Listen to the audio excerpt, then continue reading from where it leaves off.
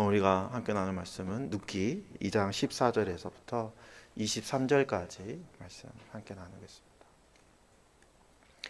식사할 때 보아스가 룻에게 이르되 이리로 와서 떡을 먹으며 내 떡 조각을 초에 찍으라 하므로 룻이 곡식 빼는 자 곁에 앉으니 그가 볶은 곡식을 주매 룻이 배불리 먹고 남았더라.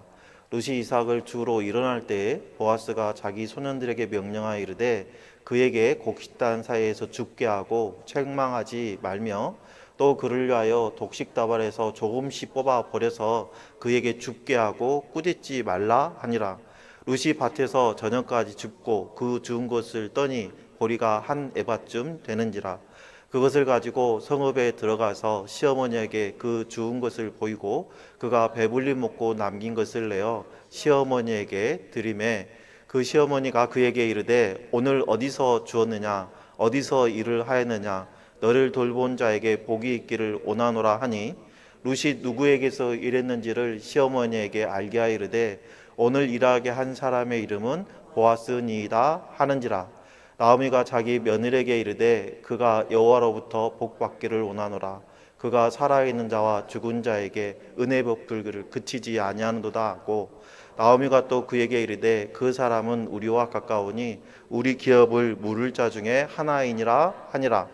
모압 여인 룻이 이르되 그가 내게 또 이르기를 내 추수를 다 마치기까지 너는 내 소년들에게 가까이 있으라 하더이다 하니 나오미가 며느리 룻에게 이르되 내 딸아 너는 그의 소녀들과 함께 나가고 다른 밭에서 사람을 만나지 아니하는 것이 좋으니라 하는지라. 이에 룻이 보아스의 소녀들에게 가까이 있어서 보리 추수와 밀 추수를 마치기까지 이삭을 주며 그의 시어머니와 함께 거주하니라. 아멘. 10년이면 강산이 변한다고 하죠. 그런데 요즘은 자고 나면 세상이 변하는 것 같습니다. 그런데도 변하지 않는 게 있어요. 기후도 변하고 세계의 질서도 변하는데 유독 변하지 않는 것이 사람의 시선입니다.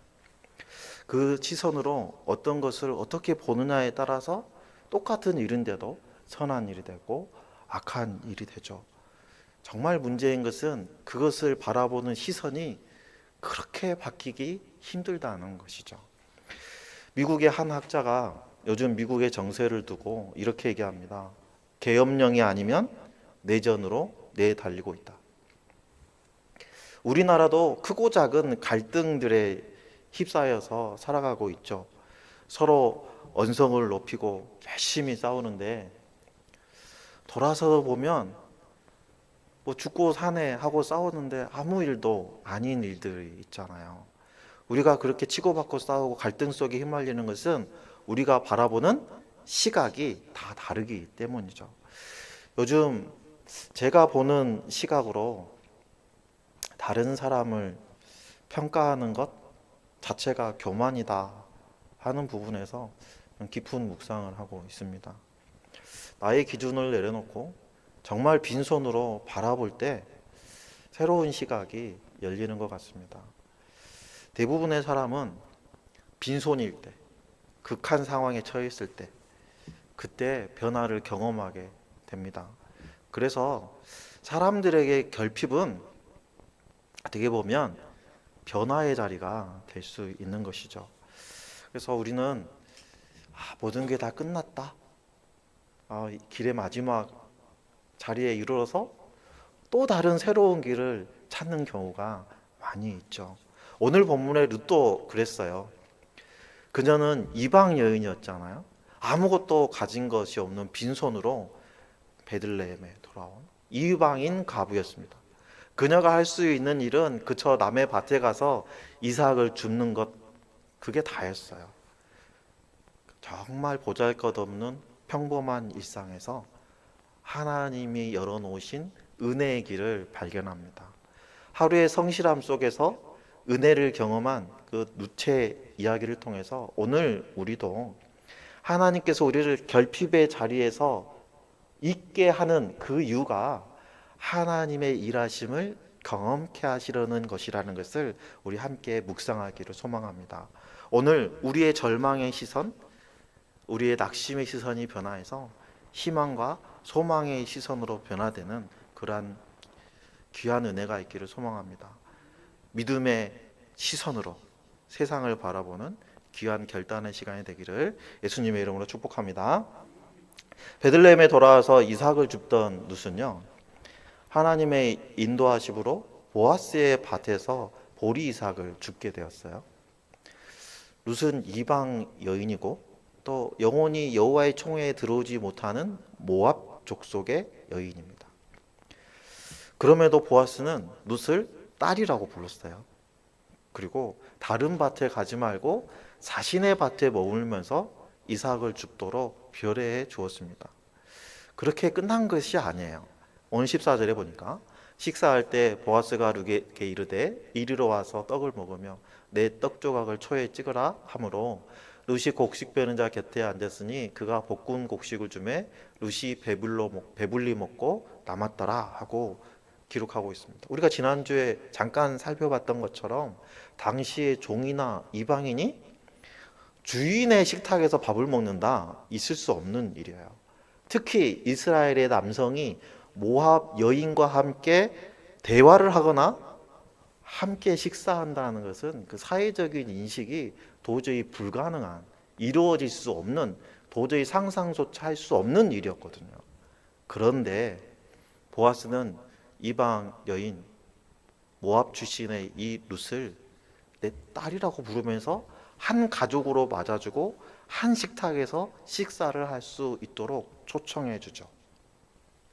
보아스의 이 파격적인 행동은 여기서 그치지 않죠. 15절 16절 룻이 이삭을 주우러 일어날 때 보아스가 자기 소년들의 명령하여 이르되 그에게 곡식단 사이에서 줍게 하고 책망하지 말며 또 그를 위하여 곡식다발에서 조금씩 뽑아버려서 그에게 줍게 하고 꾸짖지 말라, 이렇게 명령을 합니다. 보아스의 이 넘치는 은혜로 인해서 룻은 하루 동안 이삭을 보리 한 에바를 주울 수 있었다고 그래요. 보리 한 에바 하니까 이렇게 좀 실감이 안 나잖아요. 저희 돌아가신 할머니의 평생 소원이 쌀 한 마리만 지어놓고 살았으면 좋겠다 했거든요. 거의 한 말 정도 됩니다. 한 에바가. 이 곡식들을 부피 단위로 재는 단위가 에바인데요. 정확히 하면 우리로 따지면 22리터 정도 됩니다. 보리 한 에바는 학술 자료에 따르면 열흘분의 식량이었다고 그래요.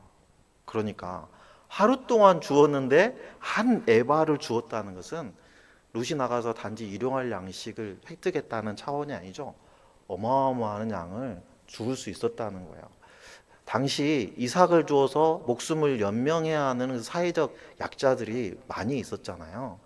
그 사람들은 밭 주인이 깜빡하고 놓고 간 이삭 단이나 또 일꾼들이 모른 척하고 눈 감아줄 때 이삭을 주어서 그 생명을 연장할 수가 있었는데요. 일반적으로 이삭을 하루 동안 줍을 때 평균적으로 1에서 3리터 정도 주울 수 있었다 그래요.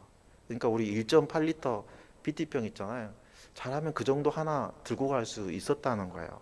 그런데 룻이 한 에바를 주었다는 것은 평균의 8배 이상을 주어 드린 거예요. 여러분, 룻은 이방인입니다. 모압 출신이에요. 이삭을 줍는 순위 중에서도 가장 후순위입니다. 그런데 22리터나 되는 이삭을 주었다는 것은 현실적으로는 불가능한 일이에요. 기적적인 일입니다. 19절 말씀을 보면 보리 이삭을 주워온 룻이 시어머니에게 그 양을 보이고 보아스 밭에서 볶은 곡식을 받았잖아요. 그것을 시어머니에게 내어주면서 드시라고 할 때 시어머니가 이렇게 얘기해요. 오늘 어디서 주었느냐, 어디서 일을 하였느냐, 너를 돌본 자에게 복이 있기를 원하노라 하니 룻이 누구에서 일했는지를 시어머니에게 알게 하여 이르되 오늘 일하게 한 사람의 이름은 보아스니이다 라고 대답을 해요. 여러분, 오늘 어디서 주었느냐, 너를 돌본 자에게 복이 있기를 원하노라 하는 이 말은요, 단순한 인사치레의 말이 아닙니다. 놀라운 감탄이 섞여 있는 축복의 말입니다. 오늘 본문과 히브리어 문법적인 특성을, 언어 특성을 살펴보면 룻이 가져온 이삭의 양이 기대 이상으로 어마어마하게 많았다는 것을 우리가 짐작할 수 있어요. 너무 많거든요. 이렇게 많이 가져왔어? 도대체 어디 가서 주워온 거야? 라고 얘기하는 거거든요. 그래서 너를 돌본 자에게 복이 있기를 원하노라 하는 이 말을 직역하면, 와, 그 사람은 정말 복이 많은 사람이야, 이런 말이에요. 우리가 일상생활 할 때도 선을 정말 착한 일 하는 사람들 보면 뭐라 그래요? 정말 저 사람은 복 많이 받을 사람이야, 저 사람 법 없이도 살 사람이야, 이런 얘기 하잖아요. 그보다 한 100배 정도 감탄사가 섞인 말이 오늘 누치 말이에요. 그는 단순한 감탄에서 멈추지 않고 복 받을지어다 너를 헤아린 그 사람, 이 오늘을 그대로 지극하면 이렇게 축복하고 있어요. 나오미는 누치 가져온 그 보리 이삭의 양이 이건 평범한 양이 아니라는 것을 경험상으로 알 수 있는 거죠. 이거는 누군가 도와주지 않고서는 얻어올 수 있는 이 양이 아니라는 걸 직감한 거예요. 나오미는 룻이 단순하게 일꾼이 눈 감아줘서 또는 일꾼이 한눈 파는 사이에 슬쩍슬쩍 주워오지 않았고, 틀림없이 누군가 전폭적으로 지지해주고 도와줬기 때문에 가능한 일이에요. 누가 정말 마음을 다해 도와주지 않고서는 이렇게 얻어올 수 없다라는 것을 알고 있는 거예요. 우리는 이 나오미의 반응을 통해서 룻이 보아스 밭에서 주워온 양이 얼마나 풍성한지, 보아스가 베풀어주는 은혜가 얼마나 풍성한지를 우리가 짐작할 수 있습니다.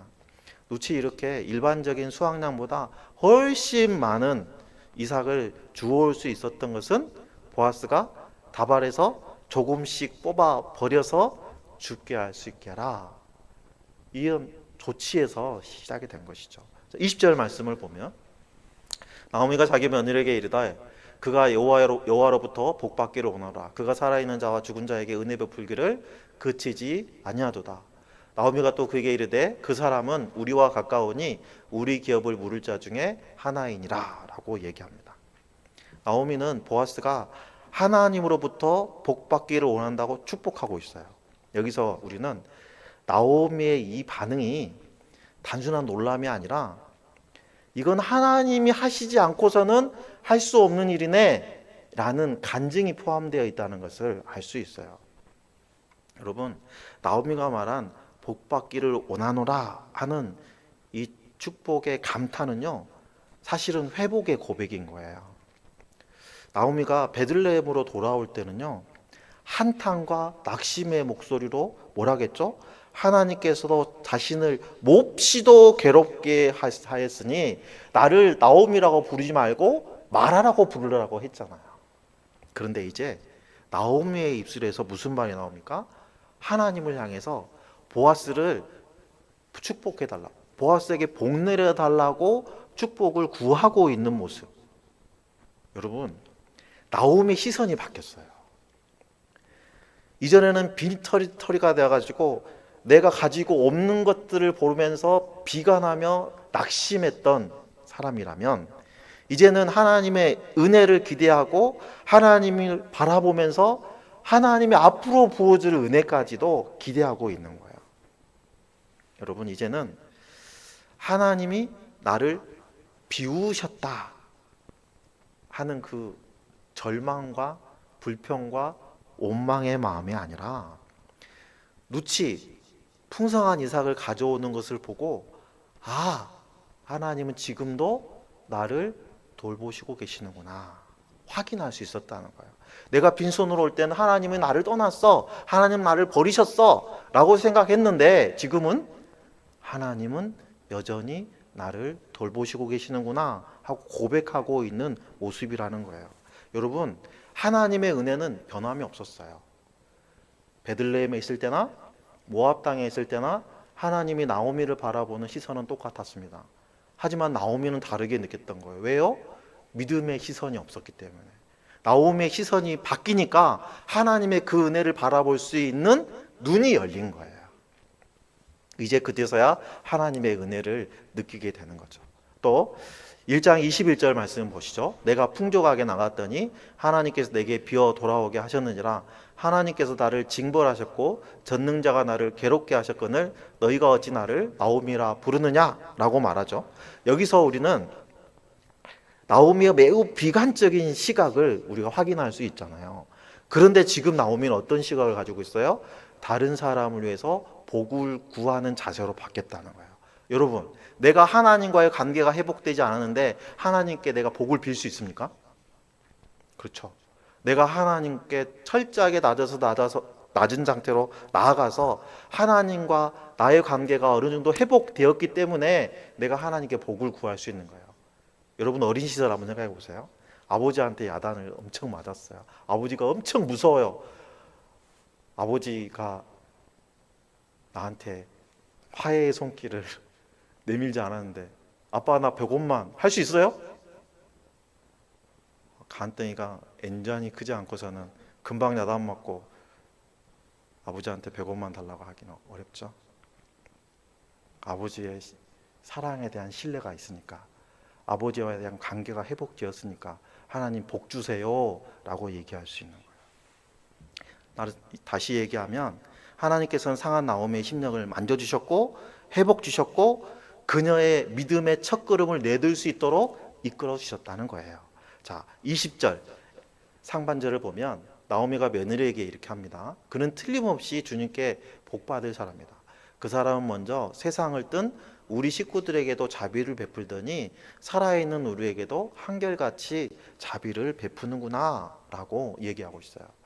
자, 이 얘기를 통해서 보아스는 나오미의 남편 엘리멜렉에도 참 친절을 베풀었던 사람이었고, 그러한 전례를 따졌을 때 이 보아스가 나오미 자신에게도 은혜를 베풀 거다라는 기대를 품을 수 있었던 거예요.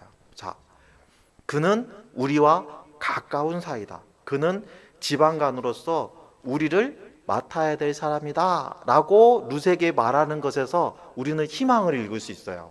아, 우리 일어설 수 있을 수도 몰라. 아니, 일어설 수 있을 것 같아 라고 말하는 나오미의 마음을 우리가 읽을 수 있죠. 나오미는 믿음의 눈으로 기업 물을 자 보아스를 바라보고 있는 것입니다.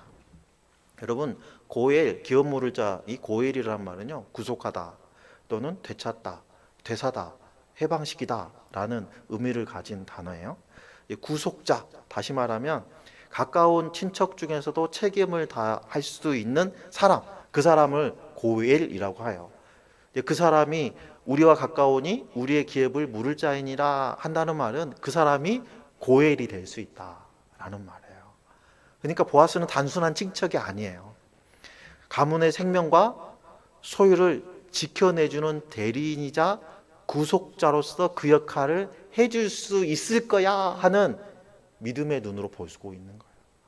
고엘 제도는 고대 이스라엘 백성의 특징 때문에, 그 친족 공동체라는 특징 때문에 만들어진 제도거든요. 그 지파별로 가문별로 그 땅, 약속의 땅을 지켜야 되는 그런 사회였잖아요. 그래서 가족 구성원들이 빛이나 또 죽음이나 어떤 상실이나 상속자가 없이 죽었을 때 그 형제가, 가까운 친척이 그것을 기업 물러줌으로 인해서 회복할 수 있도록 해주었죠.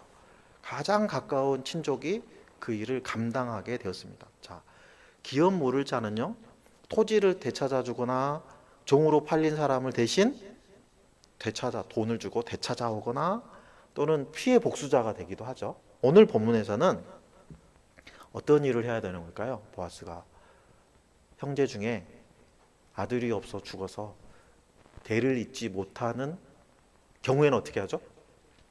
동생이 형수와 결혼해서 아들을 낳아서 대를 잇게 해주잖아요. 오늘 고엘의 의미는 보아스가 바로 그 역할을 해줘야 한다는 거고요. 두 번째는 엘리멜렉이 가지고 있었던 토지를 회복시켜 줘야겠죠. 그래서 토지를 물을 수 있는, 기업 물을 수 있는 두 가지, 크게 이 두 가지 역할을 통해서 가문을 다시 이렇게 세워주는 역할을 하는 것이 보아스의 역할이 되는 거예요. 이러한 암시를 우리가 오늘 본문에서 찾아볼 수 있죠. 룻기에서 하나님께서는 보아스를 통해서 하나님의 은혜의 그 구속의 모형을 우리에게 보게 만들었어요. 예수님은 우리를 대신해서 우리의 모든 죄값을 치르고 우리를 죄값을 치르고 죄에서 사망에서 우리를 건져서 이쪽으로 올려놓으신 거예요. 빛의 나라로 테텔레스타에 다 치렀다. 값을 다 치러주셨어요. 구속해 주신 거예요. 그래서 우리를 회복시켜 주셨잖아요. 그래서 은혜라고 하는 거예요. 룻이 추수를 마칠 때까지 보아스의 밭에서 머물 수 있도록 허락을 받았죠. 보리 추수에서부터 밀 추수의 기간까지 약 3개월의 기간을 머물 수 있게 되었고, 나오미는 룻에게 다른 밭에 가지 말라 하고 권면하기도 했어요. 덕분에 나오미와 룻은 이 3개월 동안 부족하지 않을 양식으로, 오히려 풍성한 양식으로 같이 지낼 수 있게 되었어요. 자, 여러분 매슬로우 욕구 5단계 한 번씩 들어보셨죠? 제가 한 번은 얘기한 적 있어요. 매슬로우 욕구 5단계는 5가지의 인간의 욕구를 얘기하는데요. 생리적인 욕구, 안전의 욕구, 사회적 욕구, 존경의 욕구, 자아 실현의 욕구, 이렇게 5단계로 나눠져 있어요. 그런데 여러분 놀라운 것은요, 오늘 우리 본문에서요, 이 5가지 욕구가 다 해소되는 걸 확인할 수 있어요. 자, 첫 번째, 이삭을 주어서 양식을 해결할 수 있었으니 1단계 생리적인 욕구를 해결할 수 있죠. 2장 2절에 내가 밭으로 가서 내가 누구에게 은혜를 입으면 그를 따라서 이삭을 줍겠나이다. 여러분 이렇게 말할 때만 해도 이삭을 줍는 것 말고는 할 수 있는 일이 아무것도 없었어요. 그런데 룻이 의식주를 위해서 나갔는데요, 다른 사람들과는 조금 다른 측면이 있어요. 뭡니까? 은혜를 입기 위해서 나갔다는 거예요. 다시 말하면 생리적인 가장 기본적인 욕구의 시작이 은혜로 전환되는 것을 우리가 볼 수 있습니다. 그리고 보아스의 보호와 그 안정을 통해서 2단계의 안전의 욕구도 충족하고 있다는 것을 우리가 알 수 있죠. 2장 8절 말씀에 보면 내 딸아 들으라, 이삭을 주러 다른 밭으로 가지 말며 여기서 떠나지 말고 나의 소녀들과 함께 있으라 하고 말합니다. 이 말은 단순한 배려가 아니라 사회적인 안정장치를 제공해 주는 거예요. 고대 사회에서 과부와 이방 여인은 성적으로 또는 사회적으로 위험에 노출되어 있을 수밖에 없어요. 그런데 룻이 이 보아스의 밭에 머물러 있다는 것은 그 사회적인 위험으로부터 보호받을 수 있는 장치를 획득했다는 거예요.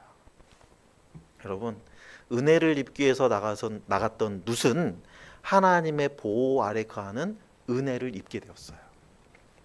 또한 보아스의 보호 아래에서 시어머니와 함께 거주할 수 있었다는 것은 3단계 사회적인 욕구도 충족시켜 주는 것입니다. 오늘 본문 23절에 보면 이에 룻이 보아스의 소녀들에게 가까이 있어서 보리 추수와 밀 추수를 마치기까지 이삭을 주며 그의 시어머니와 함께 거주하니라 라고 말씀하십니다. 룻은 모압 땅을 떠나서 이방 땅인 베들레헴에 왔을 때 나그네 신분이잖아요. 그런데 나오미와의 관계 속에서 새로운 가족 공동체의 일원이 될 수 있었던 것입니다. 또한 보아스와의 관계를 통해서 공동체 안에서의 인정받고 또 수용되는 것을 경험하게 되죠. 이 단계에서 룻은 이방인에서 공동체의 일원이라는 하나의 자리를 차지하게 됩니다. 이걸 볼 때 요한복음 1장 12절 영접하는 자는 하나님의 자녀가 된다는 말씀이 떠오르게 되죠. 이방 여인이었던 이 사람은 하나님의 은혜를 입어서 공동체의 가족이 되었어요. 우리가 하나님의 은혜를 입어서 예수 그리스도를 영접함으로 인해서 하나님의 가족이 되는 것과 같은 것입니다. 자, 그리고 보아스가 룻을 칭찬하고 그 축복함을 통해서 4단계 존중의 욕구도 충족하고 있다는 것을 알 수 있어요. 2장 11절 12절 말씀을 보면 내 남편이 죽은으로 내가 시어머니에게 행한 모든 것과 내 부모와 고국을 떠나 전에 알지 못하던 백성에게로 온 일이 내게 분명히 알려졌느니라. 여호와께서 내가 행한 일에 보답하시기를 원하며 이스라엘 하나님 여호와께서 그의 날개 아래 보호받으러 온 내게 온전한 상 주시기를 원하노라. 여러분, 보아스가 룻의 공로를 인정해 주고 있어요. 사회적으로 천대받던 이방 여인의 이 공적이 사회적인 유지에 의해서 인정받는 그런 순간인 거예요. 룻은 더 이상 불쌍한 이방 여인이 아니에요. 하나님 앞에서 그 존귀함을 인정받는 사람이 되었습니다. 우리는 보아스가 사람의 눈이 아니라 하나님의 시선으로 룻을 바라보고 룻의 망가져 있던 인간의 존엄성, 자아, 효능감, 이 자존감을 싹 살려주는 것을 우리가 볼 수 있죠. 보아스의 말로 존엄성이 회복되는 거죠. 마지막으로 5단계 자아 실현의 욕구를 충족하게 될 건데요. 룻은 기대하지도 상상하지도 못했던 은혜를 경험하게 되죠. 결국 룻이 다윗의 증조모가 되잖아요. 메시아의 계보에 들어가는 영광을 누리게 되잖아요. 룻이 이걸 알았을까요? 몰랐죠. 룻은 알지는 못했지만 하나님께서 룻을 통해서 하나님의 뜻을 이루어 가도록 구속의 역사를 이루셨어요. 여러분, 진정한 자아 실현은요, 내 꿈을 이루는 것이 아니라 하나님의 꿈을 이루는 거예요. 하나님이 예비하신 그 구속의 계획 속에 우리가 들어가는 거예요. 다시 말하면 은혜의 완성은 내가 성취하는 것이 아니에요. 하나님의 뜻이 성취되는 거예요. 하나님의 은혜 안에서 하나님의 주신 그 사명을 완수하는 것, 그것이 주님 안에서 온전한 자아 실현을 하는 모습인 것입니다. 그렇게 본다면 우리가 한 영혼 구원에서 제자 삼는 것은 진정한 자아 실현의 방안이다라고 볼 수 있는 것이죠. 이렇게까지 해야 되나 하는 생각이 들 때가 있잖아요. 하지만 내가 이 사명을 완수함으로 인해서 하나님의 소원을 이룰 수 있다, 하나님의 뜻을 성취할 수 있다 라는 생각을 가진다면 이 정도야 뭐 할 수 있지 않겠습니까? 이 정도까지 해야 되나 하는 시각에서 우리가 하나님의 은혜를 바라보면 이 정도야 뭐 하는 시각으로 바뀌게 된다는 거예요. 인간의 시선이 아니라 하나님의 시선으로 우리의 사역을 바라볼 수 있습니다. 여러분, 요즘 시대를 살아가는 청년들, 요즘 시대를 살아가는 우리들도요, 메슬로우 욕구 5단계를 다 충족하면서 하는 사람이 없습니다. 거의 없어요. 그런데 놀랍지 않습니까? 이 룻기의 시대, 그쵸? 사사기 시대, 그것도 이방 여인이 유다 베들레헴으로 와서 이 인간의 욕구를 최대치의 욕구까지 다 만족할 수 있었다. 하나님의 은혜가 아니고서는 할 수 없는 일입니다. 하나님은 우리의 일상 속에서 순종 위에 은혜를 채워 가셔요. 룻은 그저 이삭을 주었을 뿐이지만 하나님은 그 일을 통해서 관계의 문을 활짝 열어주셨어요. 또한 이방 여인 룻은 보아스의 식탁에 초청되어서 한 식구가 되었습니다. 하나님의 은혜는 이렇게 식탁의 형태로 와요. 요한계시록 3장 20절. 내가 문 밖에서 두드리는 누구든지 내 음성을 듣고 문을 열면 내가 그에게로 더불어 들어가 그와 더불어 먹고 그는 나와 더불어 먹어요. 무슨 얘기예요? 식탁 교제가 이루어진다는 거잖아요. 그래서 교회의 식탁, 목장에서의 나눔, 그리고 가정에서의 밥상이 바로 하나님의 은혜의 통로가 되는 것입니다. 또한 감사는 회복의 시작이 되는 거예요. 나오미가 복받기를 원하노라 하고 말하면서 절망의 언어가 감사의 언어로 바뀌었잖아요. 그때 인생이 회복되기 시작했고 나오미는 다시 일어섰습니다. 우리가 행복한 삶 공부를 하면서 우리 감사 훈련을 하는 것도 다 이러한 맥락이죠. 참 감사하고 사는 게 쉽습니까? 행복한 삶 처음 공부하실 때 어땠습니까? 감사 한 가지 쓰는 것도 머리를 쥐어짜면서 쓰지 않았습니까? 그런데 이 목사님이 정신이 있는 건지 없는 건지 무려 10가지나 써오라 그러니까 한 장 하시겠지요? 그랬잖아요. 근데 시간이 지나니까 어때요?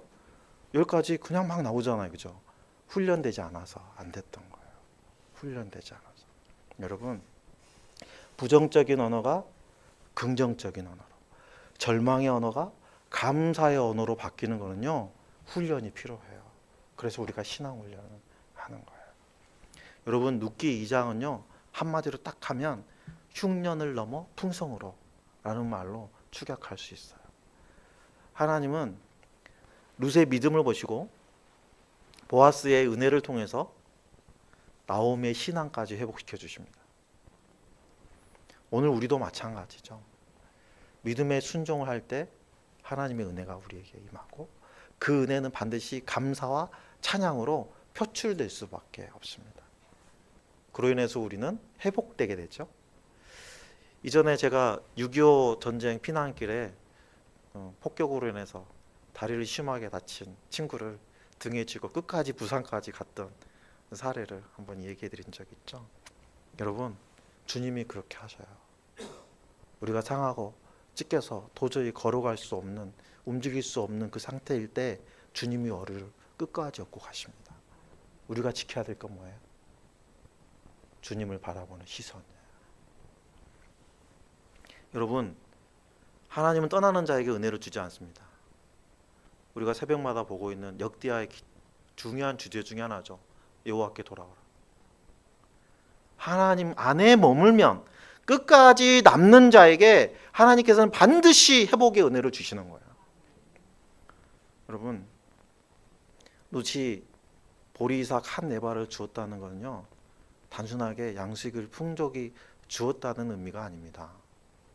그것은 하루의 성실함 위에 하나님의 은혜가 임했다는 거예요. 지금도 하나님께서는 우리의 평범한 일상 속에서 은혜를 발견하게 하십니다. 우리의 작은 순종을 통해서 하나님은 큰 일을 행하세요. 나오미가 절망 속에서 감탄과 감사하는 사람으로 바뀐 것처럼 우리 인생도 하나님의 손에 붙들릴 때 은혜의 사람으로 바뀌고 복의 통로의 사람으로 바뀌고 새롭게 회복되는 기회를 얻게 되는 것입니다. 여러분, 은혜는 나를 둘러싼 상황을 볼 때 얻어지는 게 아니에요. 믿음의 눈으로 주를 바라볼 때, 우리의 눈이 믿음으로 열릴 때 경험되는 것이 하나님의 은혜예요. 오늘 우리가 지켜야 될 자리들이 있죠. 그 자리가 초라해 보이고 보리이삭 줍는 것처럼 아주 미천한 자리처럼 보일 수 있어요. 하지만 그 자리가 하나님이 보내신 자리, 하나님이 주신 자리라면 그 밭이 은혜의 밭이에요. 우리가 서 있는 자리가 은혜의 자리예요. 우리가 하루의 이삭을 주우며 감사할 때 하나님은 그 일을 통해서 우리의 삶을 구속의 역사로 바꿔주십니다. 룻처럼 작은 일에도 성실하게 순종해서 주님이 주신 사명을 잘 감당할 때, 우리의 자리를 잘 지켜낼 때 그 자리가 은혜의 자리가 되는 귀한 일을 경험하시길 소망합니다. 나오미가 은혜로 절망의 눈이 감사의 눈으로 바뀌었던 것처럼 우리의 눈이 상황으로 인해서 절망하거나 낙심하거나 눈물로 흐려지는 것이 아니라 우리의 눈을 들어 하나님을 바라보면서 감사를 표현하는, 찬양을 우러내는, 간증을 쏟아내는 은혜의 밭에 거하는 저와 여러분들 되시기를 예수님의 이름으로 축원합니다. 자, 오늘